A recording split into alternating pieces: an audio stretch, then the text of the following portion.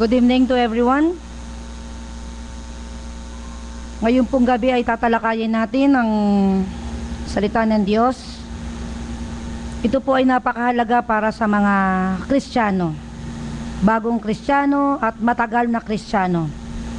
At ito po ay nilagyan ko ng pamagat na How to Study the Bible. And I know this is very important to everyone. Dahil marami sa Kristiyano na katulad ko noon, hindi ko pinahalagahan ang Biblia. Dahil hindi ko alam kung gaano ito kahalaga. Ang akala ko, kapag sumimbo ka, linggo-linggo, nagbibigay ka ng tithes and offering, sapat na yon. Pero hindi pala. Dito pala natin makakausap ang ating Diyos Ama sa pamamagitan ng kanyang salita. So, ang sabi po dito sa Proverbs chapter 4, verse 20, 21 to 22, sa Amplified po, My son, attend to my words, consent and submit to my sayings. Let them not depart from your sight. Keep them in the center of your heart. For they are life to those who find them, healing and health to all their flesh. Praise the Lord. So makikita po natin, sinasabi talaga, kinakausap tayo ng Diyos dito, My son, my daughter, attend to my words. Meaning, hindi ka lang pala talaga basta magbabasa ng salita ng Diyos. You have to attend.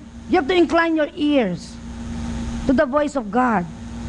And then, the word submit to my saying. Kailangan magpasako po tayo sa lahat ng sinasabi ng Diyos. Dahil unang-una, pag binasa po natin ang Bible, you must know who is the author. And who is the author of the Bible? It is the Holy Spirit. Kaya kailangan tratuhin mo ang Biblia na Diyos mismo ang nagsasalita sa iyo. Because the author is the Spirit of God, the Holy Spirit. Amen? At you must know in your heart, it is God's word for you. Ito yung iniwan sa atin ng Diyos mismo. Dahil ang sabi ng Panginoong Jesus, Jesus said, My word is a spirit and life. And we are a spirit being. Kaya nga ang sabi ng Panginoon dun sa John chapter 3, unless a man be born again, he cannot see the kingdom of God.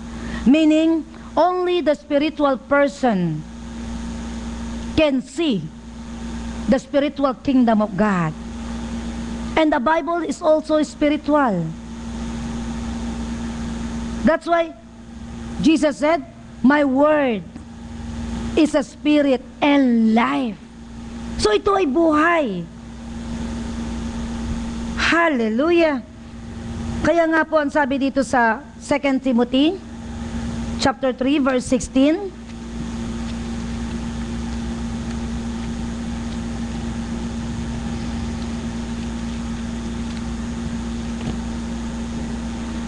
every scripture is God's breath, given by His inspiration, and profitable for instruction, for reproof, and conviction of sin. That's why marami ang nakikinig ng salita. Bakit parang pinariringgan ako? Dahil ang salita po ng Diyos ay conviction of sin. Ito yung sumusumbat sa'yo, ang salita ng Diyos. Dahil ito ay galing sa hininga ng Diyos. Amen? So kailangan tratuhin mo ang Biblia mo na ganon.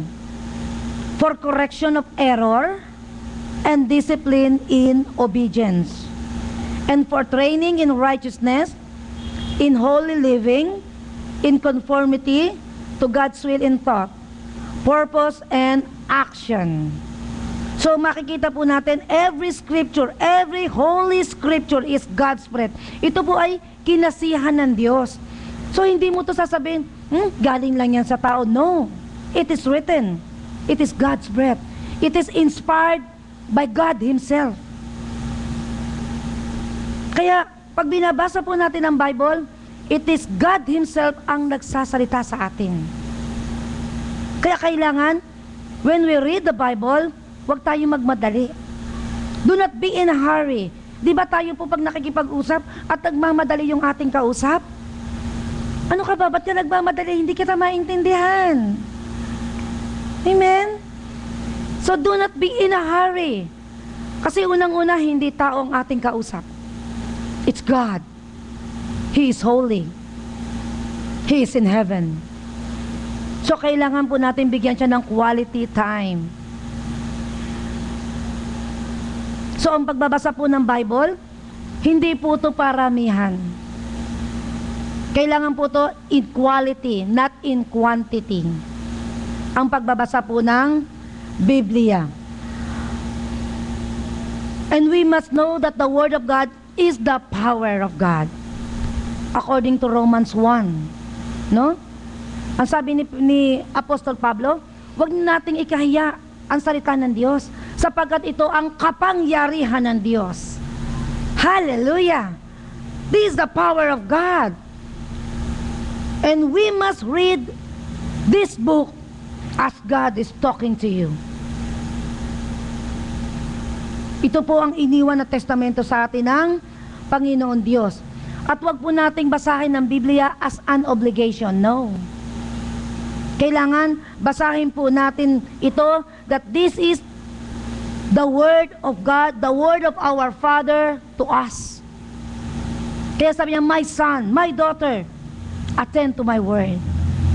So, iyon po yung utos, attend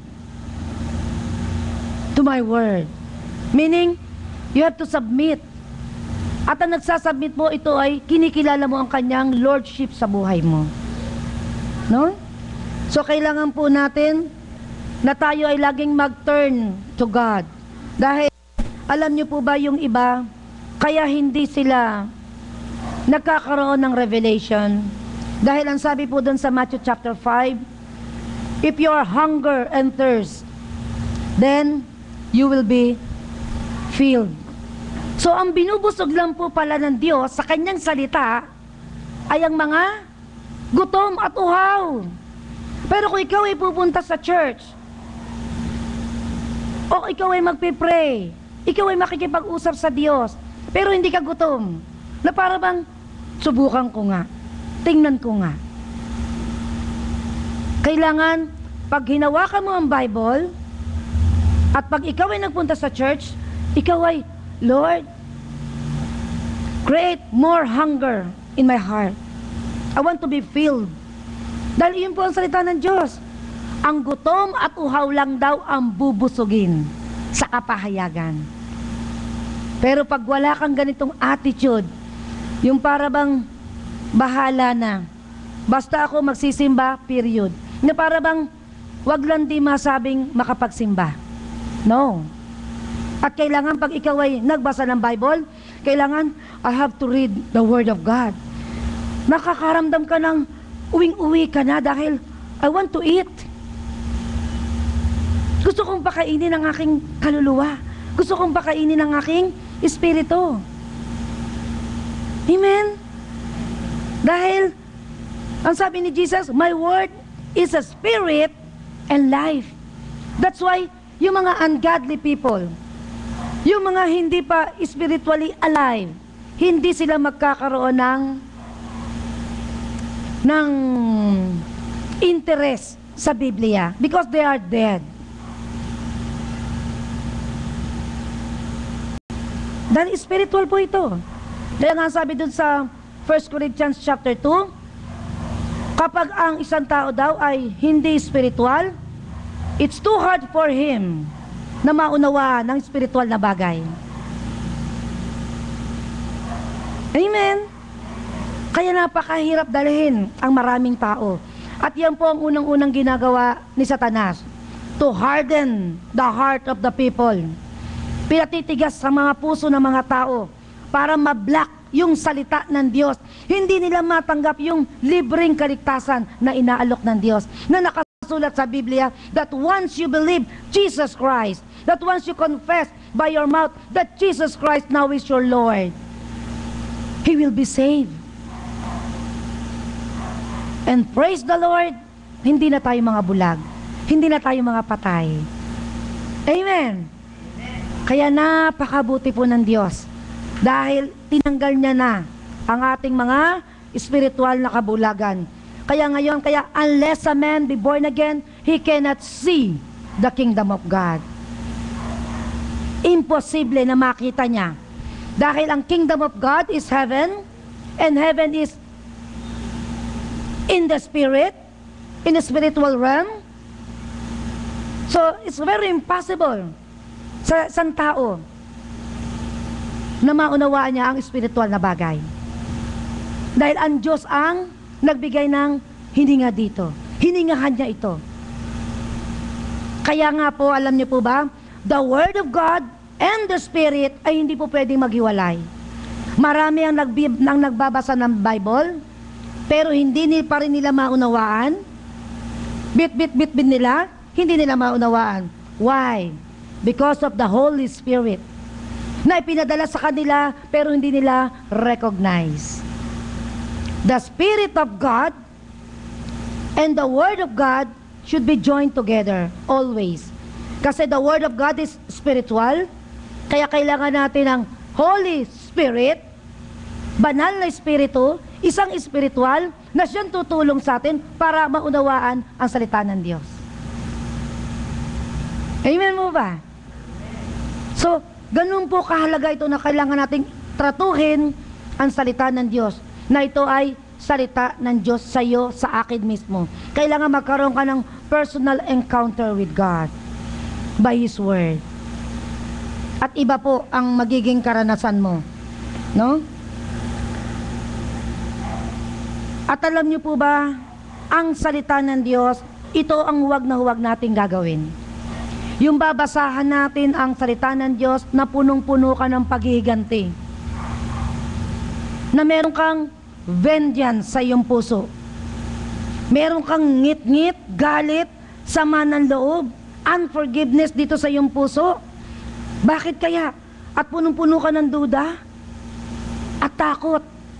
Kung meron ka nito sa iyong puso, alalahanin po natin ang Efeso chapter 4. Tingnan po natin. 'Di ba? Ang sama ng loob, ang galit, ang puot, ang pangangalo niya, ang paglalasing, ito po yung nakakapighati sa banal na espiritu. Okay. Tingnan po natin. Efeso chapter 4.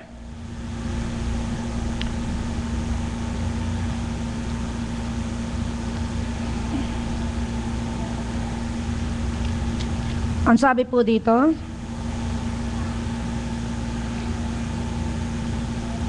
verse 22, iwan na ninyo ang dating pamumuhay. Hubarin na ninyo ang inyong dating pagkatao na napapahamak dahil sa masasamang pita. Magbago na kayo ng diwa at pag-iisip.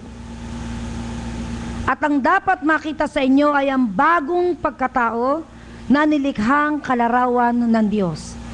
Kalarawan ng kanyang katwiran at kabanalan. Dahil dito, itakwil na raw ng bawat isa ang kasinungalingan. Okay, ito po ang mga nakakapighati, nakakalungkot sa banal na espiritu. Bakit kaya naman natin dapat ingatan na malungkot, mapighati ang banal na espiritu? Dahil ito po ang tumutulong sa atin upang maunawaan natin ang salita ng Diyos. Kaya kapag meron siyang nakikita sa iyong puso na kasinungalingan, no? At yung galit, kaya ang sabi kung magagalit man kayo, iwasan ninyong kayo'y magkasala. Huwag ninyong bigyan ng pagkakataon ang dyablo. Ano ang binibigay natin sa dyablo? Yung pagkakataon na bunagin ang ating isip upang hindi natin marinig, maunawaan ang salita ng Diyos. So, kaya pala sabi, huwag nating pighatiin, huwag nating bigyan ng kalungkutan ang banal na espiritu. Dahil maraming mga tao, maraming Kristiyano, lalo na ang walang natatanggap na revelation from the Lord, from the Holy Spirit, dahil dito. Dahil mga sinungaling pa. No? Kaya sabi, dahil dito, itakwil na ng bawat isa ang kasinungalingan. At lahat daw ay magsalita ng katotohanan. At kung magagalit man kayo, iwasan ninyong kayo ay magkasala. Agad daw pawiin sa kalooban ng galit. Huwag ninyong bigyan ng pagkakataon ng dyablo. At ang magnanakaw ay huwag nang magnakaw. No? At huwag daw tayong gumamit ng masasamang pananalita. Yung mga corrupt words, ito po yung nagpapalungkot sa banal na espiritu. Yung mga magagaslaw, yung magsalita na nakakapanakit ng kalooban ng kapwa, yung ang pinag-uusapan ay puro paglalasing, mga alak, mga dati nilang ginagawang kakalayan, ito po yung nagpapapighati sa banal na espiritu. Hindi makakakilos ang banal na espiritu kapag tayo po ay kumikilos at nagsasalita ng hindi maganda. No? At ang sabi rito, huwag tayong gagamit ng masasamang pananalita. Yung mga gago, engot, no? Yung antawa natin, ang lakas-lakas. Ang sabi rito, kailangan daw makita sa atin yung larawan at kabanalan, katuwiran ni Kristo. Amen po ba? Gusto niyo po bang makatanggap ng mga bagong kapahayagan sa Diyos?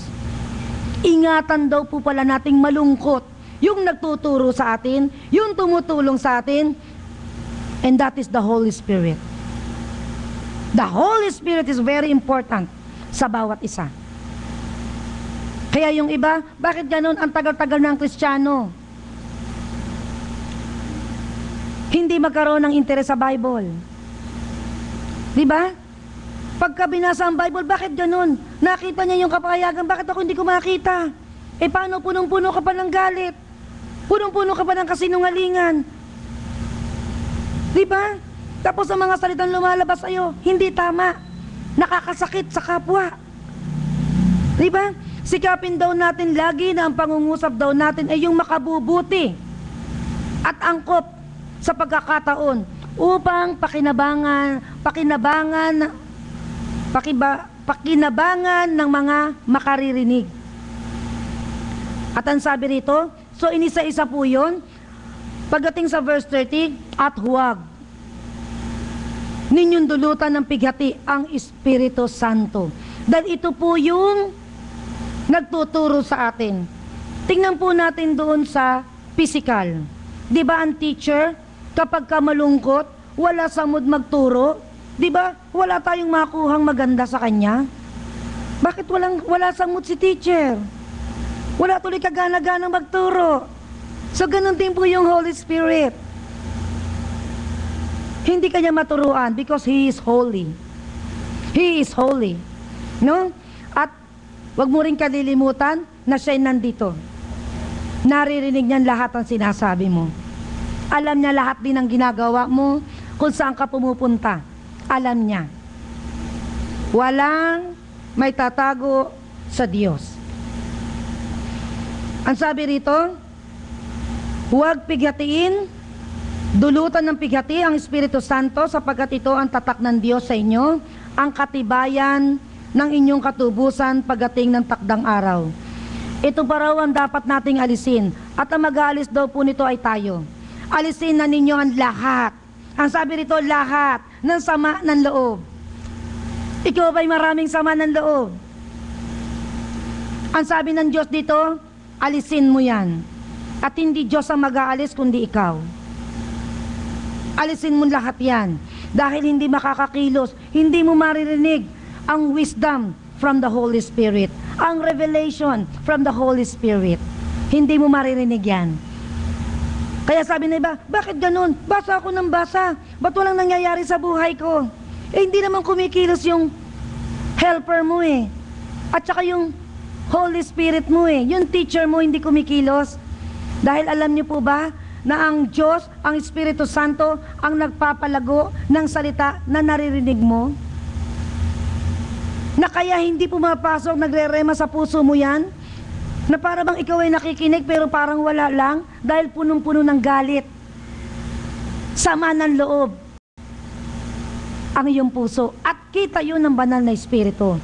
Kaya sabi, alisin nyo yan. Dahil ang sabi ng Holy Spirit, hindi ko kayo maturuan dahil ako ay banal. Kaya pala ang sabi sa atin ng Diyos, magpakabanal kayo dahil ako ay banal. Hallelujah! Praise the Lord! No? So, ipinaalis sa atin ng Diyos to. Dahil ang Diyos po ay pag-ibig. Kaya ayaw niya na meron tayong galit, poot, at yung nambubulyaw. Ayaw din pala to ni Holy Spirit, nalulungkot siya. Amen. At wag din daw po tayong manlalait at mananakit ng damdamin. Na minsan, hindi tayo makasuntok. Kaya ang gagawin natin, mumurahin, tapos isusumpa na sana madapa kapag labas mo. Hindi tayo dapat nakakapanakit ng damdamin. At huwag tayong magsasalita ng masama sa kapwa. Huwag nating lalaitin ang ating kapwa. Dahil ang tao po ay nilikhang kalarawan ng Diyos. Ang sabi ng Diyos, wala daw tayong pananagutan sa ating kapwa kundi sila ay ibigin at mahalin. Ibigin daw natin ang ating kapwa na tulad ng ating sarili. At ang sarili mo ay ayaw mong nakakatanggap din ng mura, ng masasamang salita, ng panlalait. Kaya sabi, ibigin mo ang iyong gaya ng iyong sarili. So lagi po nating ilalagay ang ating sarili sa iba para maiwasan po natin yung pagsasalita ng hindi tama, no? So iwasan daw natin, alisin na tayo makapanakit ng damdamin sa kapwa. Sa halip daw ano ang dapat natin gawin? Maging mabait daw tayo, mawain sa isa't isa at magpatawaran. Tulad ng pagpapatawad sa inyo ng Diyos sa pamamagitan ni Kristo. So ngayon, nalaman na po ba natin kung paano ang banal na Espiritu ay kumikilos sa buhay ng isang Kristiyano? Kapag ikaw ay sinasabi mong Kristiyano, pero punong-puno ka ng sama ng loob, galit, pambubulyaw, kaya hindi ka umuunlad. Dahil ang banal na Espiritu po, ang siyang tumutulong sa atin para maging kalarawan ni Kristo. Siya ang nagbibigay sa atin ng kapangyarihan para magpagaling. Siya nagbibigay ng kapangyarihan para ikaw pag nagsalita ay maunawaan ng tao. Siya nagbibigay ng karunungan. Siya yung nagpapaunawa. Siya yung ipinadala ng Diyos dito sa lupa na siyang magiging katulong natin at tagapagturo. At ngayon ibinigay sa atin ng susi kung bakit hindi mo nauunawaan ang Bible. Amen? At kailangan po, kapag po tayo ay nagbabasa ng Biblia, wala pong sin dito sa puso. All in all, kailangan walang kasalanan dito. At paano ba mangyayari yun? Just confess your sin.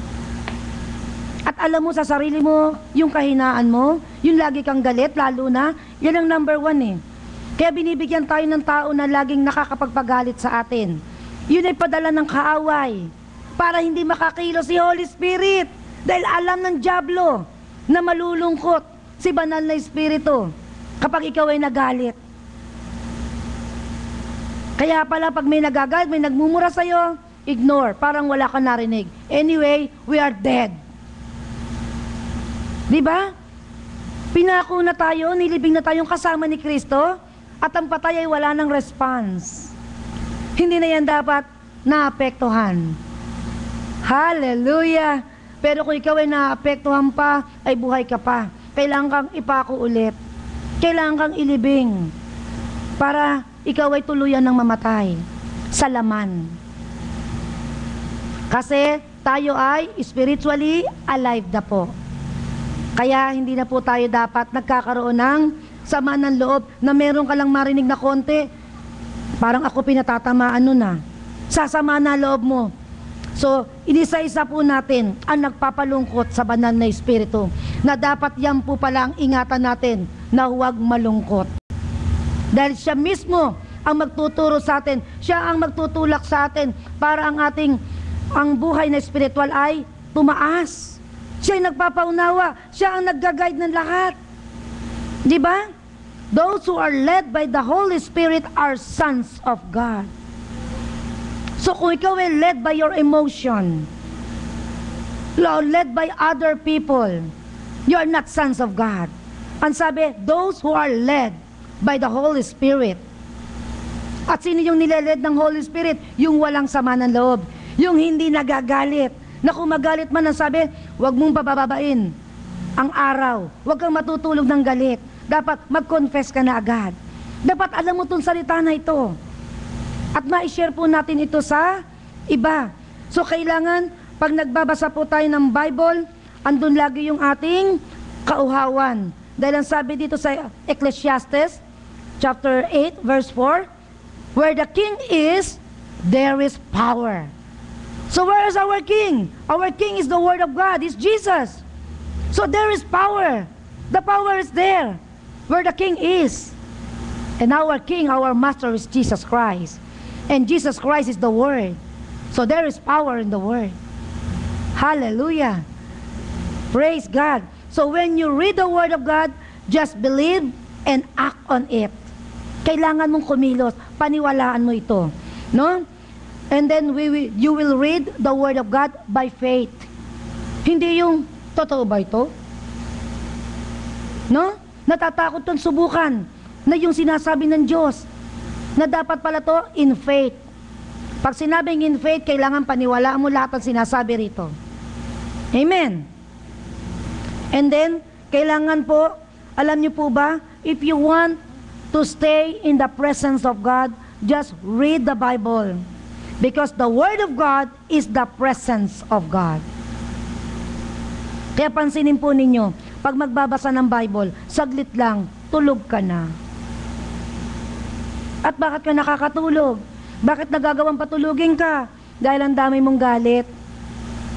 Ang dami mong kasalanan pa dito na hindi ka nagpapalinis sa dugo ng Panginoong Jesucristo. Pero alam nyo, kapag naisuko nyo yan, before reading the Word of God, hindi po kayo aantokin. Inaantok ka na pero gusto mo pa rin magbasa. Andun pa rin yung kauhawan mo sa salita ng Diyos. Amen? So napakaganda pong kapakayagan itong ibinigay ng Panginoon. No? So, at kailangan po, pag po tayo ay nagdarasal, huwag po tayo magdadali. Ang ating pong kausap ay isang Diyos na banal. Kaya kailangan, we will approach God as a holy God. Greater than our mayor, greater than our president. Ikaw ba, pag nakikipag-usap sa boss mo, nagmamadali ka? Nakakahiya. So, kailangan hindi tayo nagmamadali. At kailangan bigyan mo siya ng quality time. Tumigil ka doon. At marami pong churches ang walang power of God. Why? Lack of prayer. They pray for 5 to 10 minutes only. That's why no power of God. Wala silang narinig sa Diyos. Alam niyo po ba ang sikreto ng mga successful na mga pastor?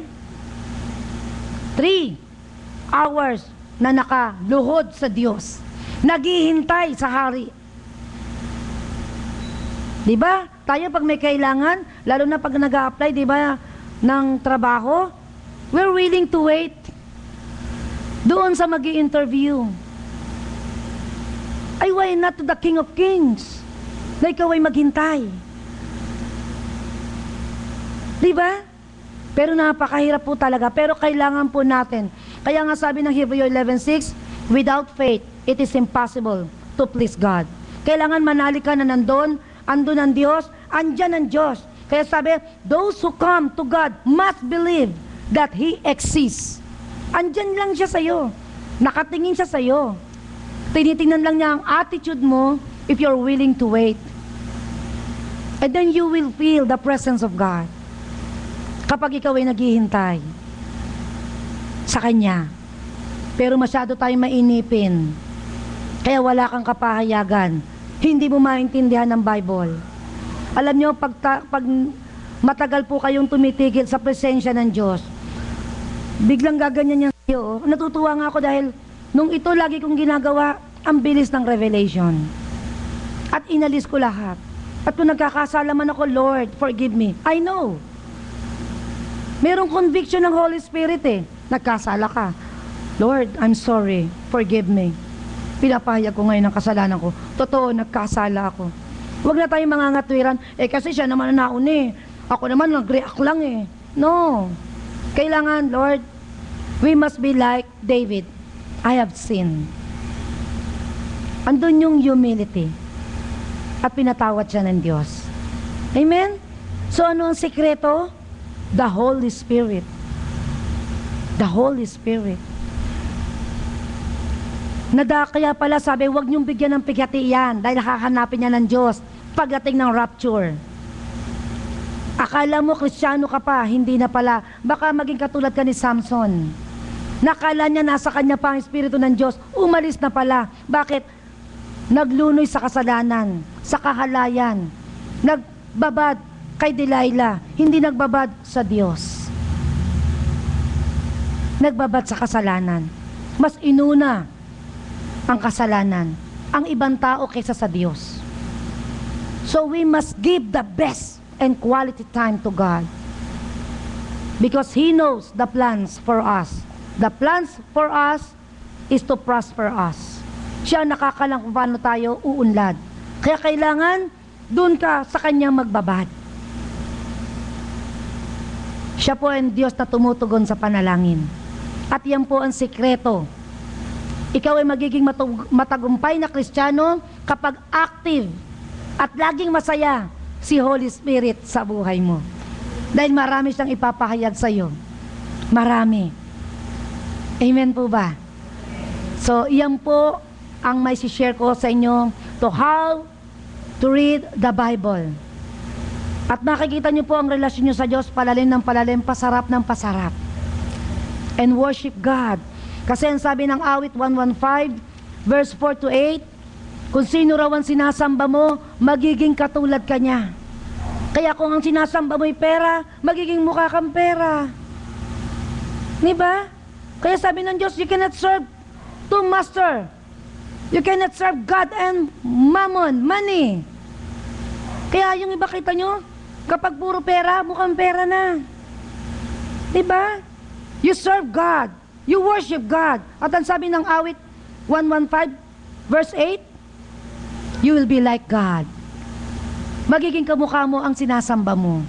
Kaya yung mga sumasamba sa rebulto, magiging katulad nila ang rebulto. May mata pero di nakakakita. May tenga hindi nakakarinig.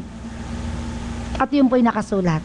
Kaya piliin po natin, sambahin natin ang Diyos na buhay, ang Diyos na may kapangyarihan, ang Diyos na may ari ng langit at lupa.